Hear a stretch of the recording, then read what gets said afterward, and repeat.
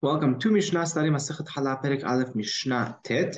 Over here in this Mishnah, the last Mishnah of this Perek, we're going to speak about some similarities between Hallah and Terumah. Right, so they're both called a Terumah in the Pasukim in the Torah. And over here, we're going to discuss some of the laws that really apply to both. So Hallah and Terumah, both of them, a person is liable for death. If a person eats Hallah or Terumah on purpose, he's Chayav Mita Bidei Shamayim. Right? Firstly, the Hallah is called Terumah. We know this from the Pesukim, Hallah Tarimu Terumah. And by Terumah, what does it say? Umetu bo ki yahalilu. If a person eats it, he's liable for death penalty. It's not a death penalty from Betin. It's if a person eats it b'mizid, it's chayam mita b'dei shamayim. And if a person eats it b'shogeg, that's the homesh, right? If a person eats it by mistake, then he's obligated to pay back the what he ate plus an additional fifth. V'asurim lezarim. It's asur for a zar, for Israel to eat it, right? As opposed to maaser that you give to a Levi. If a Levi invites you over, you want to eat at his table, you go ahead and do so. But if you go to a Kohen's house, you still can't eat his terumah. He's not allowed to serve it to a Israel. Vehem nichse kohen. They're also property of a kohen, right? They're his for all intents and purposes. If he wants to go ahead and mekadesh a woman with this terumah or with this hallah, he can go ahead and do so, right? Right? There's value to it, and he's allowed to go ahead and do that.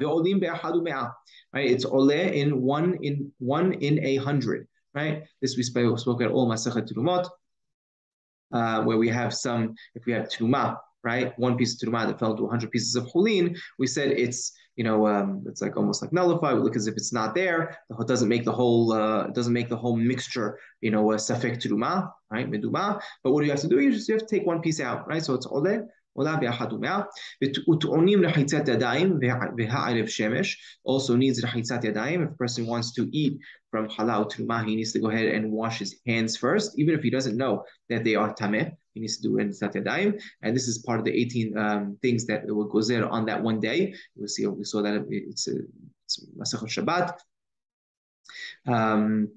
We'll see a lot of this come up in Seder Tarot as well, and anytime a person touches terumah or hallah, right, before he washes his hands, he's posel that hallah or terumah. Right? It's interesting how the Bible uses languages of posel. It's an interesting distinction, an important distinction, meaning he makes it tameh, right? But that terumah can't pass on any further. Right? If you say something, if you're metameh something, it's just an important rule to remember. If you metameh something, that means I made something. Let's say I made something a rishona tuma, and it could pass on that tuma, right? It's tameh enough in order to pass it on. So in that case, you say I was metameh this, right? But when it comes to something that you make it tameh, but it doesn't have enough potency of tuma to make something else tameh, right? That's what we're going to say is posel, right? So Rambam said over here, you're posel the hallah. Why? Because your hands are shniyot tumah. It's a second degree tumah. And once you touch terumah is really the only thing that can become a shlishi. It's right. Regular food it stops at a sheni the tumah. Terumah can become a shlishi. So when your hands touch the terumah, it makes the terumah shlishi. It's posel the terumah, but that terumah, right, can't pass on the tumah to anything else, right? So it's posel the terumah if you didn't wash your hands, and you also need ha'arev shemesh.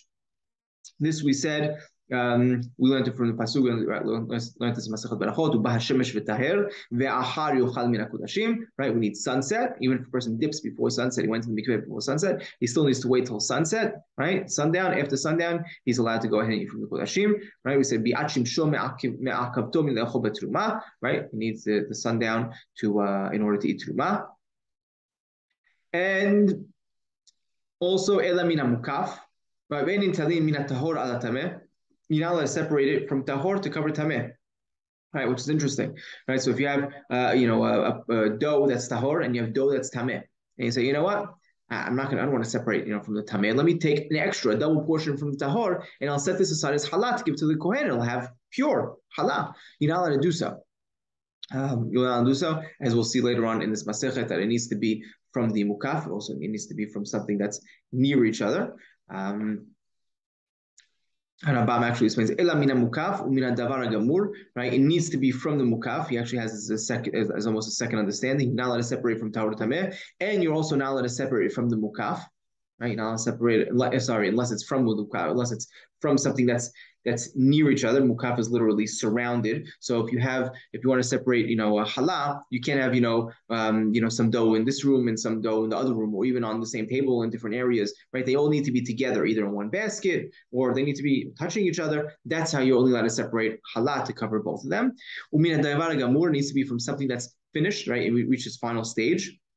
Right, we learned this from the pasuk Reshit Daganecha. Right, so what's you only got to separate it as Hallah or Terumah once it's Dagan. Right, once it's reached its Dagan state. And Haomer Kol Gorni Terumah. If someone says, "Oh, my whole goren, my whole storage warehouse is going to be Terumah. I'm going to give the whole thing to the Kohen." Or V'choli Seti Hallah. My entire dough that I made over here, I'm going to give the whole thing as Hallah to the Kohen. Right? Lo Amar Kilum. He didn't say anything. It doesn't count. Ad Shisha Miksat, until he leaves a little bit left for himself. Why? We learn this from Gezerat HaKatuv, from the pasuk. The pasuk says Reshit, right? Reshit Digarecha, right? So what is Reshit? It says it has to be. If you're saying it's the Reshit, it's the first, right? You're giving from the beginning, from the first.